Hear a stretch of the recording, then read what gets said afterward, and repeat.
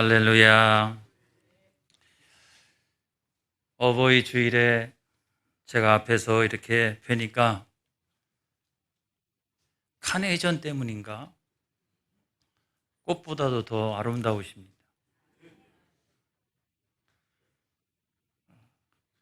여기 보면 젊은 어버이도 있고 또 연세가 드신 어버이들도 있는데 이 땅에 사는 날 동안에 존귀의 복, 자녀의 복, 건강의 복, 물질의 복, 원수마귀가 떠나가는 복, 또 직업의 복, 또 모든 장소에서 형통한 복이 있기를 주의 이름으로 축원합니다. 또 영적으로 보면 구원의 복, 영생의 복, 천국의 복을 누리시기를 축복합니다. 제가 서두에 이와 같이 복에 대하여 언급하는 이유는 여러분의 자녀와 부모의 관계 속에 하나님의 놀라운 약속이 있다는 거예요. 부모와 자녀의 관계 속에 하나님의 엄청난 언약이 있다는 거예요. 우리가 늘 이거를 간과하고 살아갑니다. 이거를 잘 모르고 살아갈 때가 많이 있습니다. 단순히 효도하자 이런 게 아닙니다, 여러분. 효를 제일 많이 강조하는 것은 유교죠, 유교. 유교는 부모는 자녀들을 인자하게 대해야 된다. 또 자녀는 부모에게 효도를 다해야 된다. 그게 모든 인륜의 근본이고 모든 행인의 근본이다. 그렇게 가르치고 있습니다. 그런데 그 효를 더 강조하고 있는 종교는 기독교예요. 성경 66권 전체를 통해 가지고 얼마나 강조하고 있는지 알 수가 없습니다. 율법서라고 이야기하는 모세오경, 거기에도 내 부모를 공경하라. 역사서를 읽어봐도 마찬가지고요. 지혜서를 읽어봐도 마찬가지입니다. 나중에 신약에 와가지고 예수님 가르치신 그 복음, 거기에도 언급되어 있고요. 또 사도 바울의 바울 서신에도 언급되어져 있습니다. 아마 이 효도에 대해서는 모든 사상이나 철학이나 종교나 다 언급하고 있는 것 같아요. 그 공통점은 뭐냐? 유교와 기독교의 공통점은 뭐냐? 그것이 자연법상 맞는 것이다 하는 거예요. 사회법상 옳다 이런 거예요. 만약에 효가 무너지게 되면 사회가 존재할 수 있겠느냐? 효가 무너지게 되면 자연적으로 가정이 해체될 수밖에 없다. 그러니까 그 효가 그만큼 중요하다 이런 거거든요. 그래서 부모를 공경해야 되고 또 자녀를 사랑해야 된다. 이런 것들은 아마 모든 사상이나 철학이나 종교나 다 언급하고 있는 겁니다. 근데 문제는 뭐냐면 차이점이에요. 차이점. 유교나 다른 사상이나 철학 같은 경우에는 윤리적인 차원에서 다루고 있다는 거예요. 그런데 우리 기독교는 신앙적인 차원에서 다루고 있습니다. 그게 다른 거예요. 다른 모든 것들은 인본주의적인 관점에서 다루고 있다면 우리 기독교는 신본주의적인 관점에서 다루고 있어요. 그게 뭐 인륜의 근본이냐 아니냐 이게 아니라 우리는 효도해야 되는 이유가 하나님께 있다. 우리는 효도해야 되는 이유가 하나님의 명령이다. 그런 차원에서 이 문제를 바라보고 있다는 거예요. 이 차이가 왜 중요할까요, 여러분? 이 차이가 왜 중요할까요? 오늘 이 시대를 보면 우리가 알 수가 있어요. 자녀와 부모의 관계, 여러분 서로의 의무가 무너져 가고 있습니다. 윤리의식도 희미해져 가고 있습니다. 그러니까 요즘 제일 유행하는 그런 학문이 뭐냐면 상담학이에요. 상담학. 가정상담학. 우리의 자녀가 달라졌어요. 뭐 이런 거. 엄청나게 유행을 하고 있거든요. 거기에는 막 사람들이 그냥 몰려들기 시작을 합니다. 그럼에도 불구하고 자녀와 부모의 관계에 있어서 우리가 성경적인 관점을 가져야 됩니다. 사회가 개방적인 사회가 되어지고 개인주의적인 사회가 되어지고 그런다 할지라도 우리가 성경적인 관점을 가져야 되는 이유는 뭐냐면 하나님이 뭐라고 말씀하셨는지, 우리가 어떻게 순종해야 될 것인지, 부모와 자녀의 관계는 어떻게 되어져야 마땅한 것인지, 그걸 붙들지 않고서는 정말 인류가 마지막 소망이 없다는 생각까지 들 정도예요. 그래서 여러분, 5계명이 무지무지하게 중요한 거예요, 여러분. 우리가 잘 알잖아요, 10계명. 그 10계명 가운데 1계명으로부터 4계명까지는 뭐예요? 하나님의 자녀가 하나님을 어떻게 마땅히 정당하게 바르게 섬길 것인가, 그런 내용들이 나와 있지 않습니까? 오늘 어버이 주일인데 우리가 사실 근본적으로 생각해 보면 우리 영혼의 아버지가 되시는 하나님을 어떻게 잘 공경할 것인가, 어떻게 잘 섬길 것인가, 그것이 굉장히 본질적인 것이죠. 어떻게 해야 될까요? 하나님 말씀하십니다. 나 외에 다른 신은 절대로 섬기면 안 돼. 너를 위하여 우상을 만들지도 말고 섬기지도 말아라. 여러분, 우상을 우리가 섬기는 것은 하나님을 위해서 하는 게 아니에요.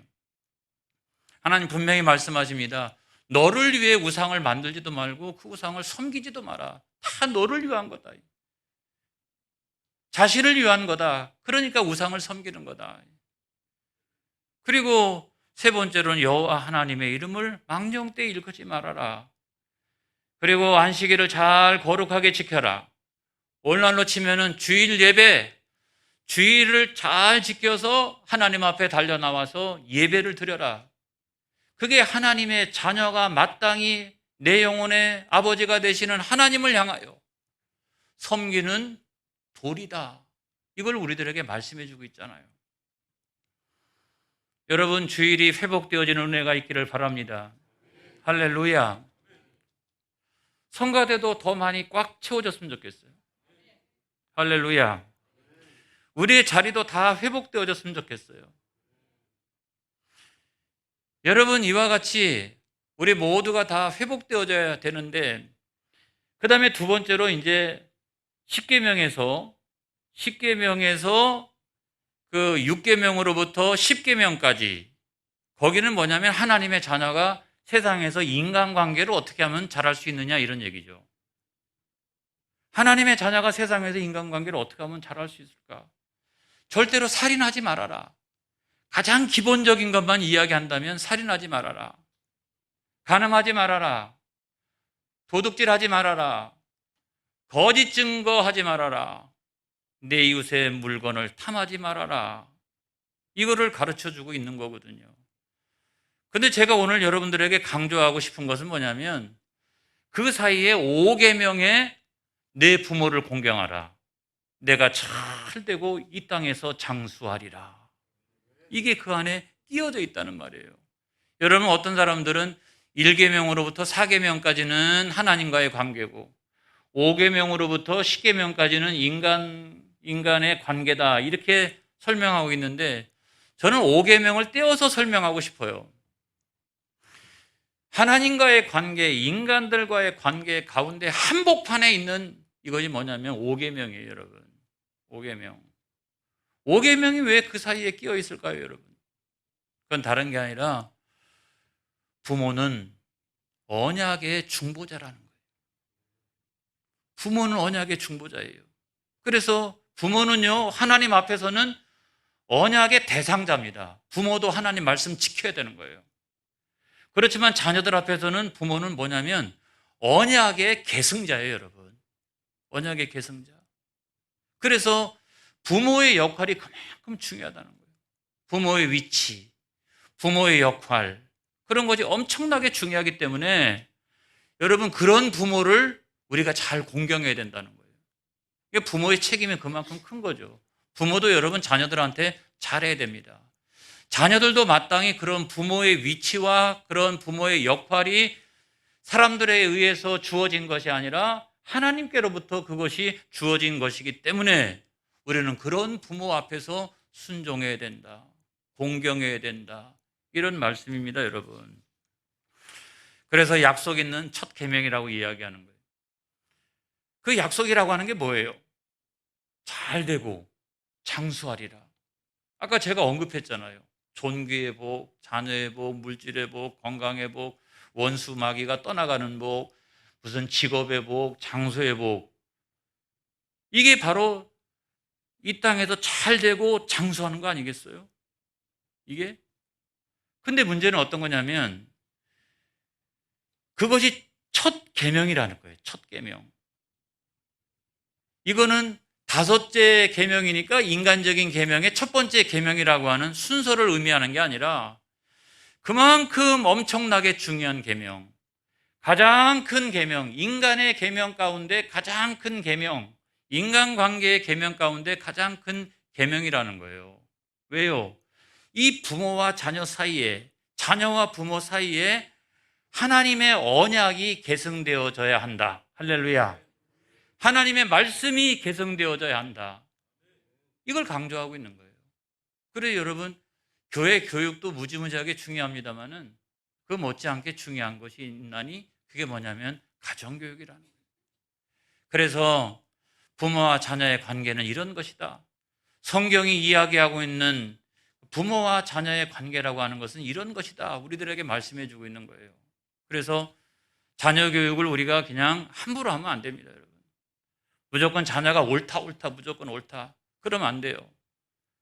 그러면 나중에 교만한 사람이 되어지고 또 이상한 사람이 되어지고 자녀를 어떻게 교육해야 되느냐? 우리는 성경적인 관점을 통해서 교육을 해야 돼요. 그래서 어머니 오늘은 교회 안 갈게. 왜? 오늘 아직 해야 될 과제가 엄청나게 많어. 나 오늘은 학원 가야 돼. 그래, 그럼 얼른 갔다 와. 그리고 너는 교과에 집중해라. 성경은 내가 대신 읽어줄게. 그러면 안 된다는 거예요, 여러분. 그러면 안 된다는 거예요. 그거는 자녀 교육을 망치는 거거든요. 그래서 유대인들의 그 교육법에서 우리가 핵심적인 포인트가 어떤 거냐면 이런 거예요. 유대인들은 결코 다른 사람들하고 이기려고 하지 마라. 다른 사람하고 다르게 살아가야 된다. 이거를 강조하고 있습니다, 여러분. 다른 사람하고 무조건 싸워서 이겨야 된다라고 하는 것은 세상의 교육이거든요. 그런데 하나님께서 말씀하시는 그 교육이라고 하는 건 그런 게 아니라 다르게 살아가야 된다. 성경대로 살아가야 된다. 또 신앙적으로 살아가야 된다. 하나님을 섬기면서 살아가야 된다. 이것이 가장 중요하다라고 하는 것을 우리들에게 가르쳐주고 있는 거예요. 여러분, 예수 믿는 하나님의 자녀들은 그렇게 살아가야 될 줄로 믿습니다. 여러분, 성경은 우리들에게 무엇을 가르치고 있느냐? 자녀들에게는 이렇게 이야기하고 있어요. 내 부모에게 순종하라 그랬어요. 1절에 있는 말씀을 보겠습니다. 시작. 자녀들아 주 안에서 너희 부모에게 순종하라. 이것이 옳으니라. 이 순종이라고 하는 게 뭐냐면 잘 듣는 거죠.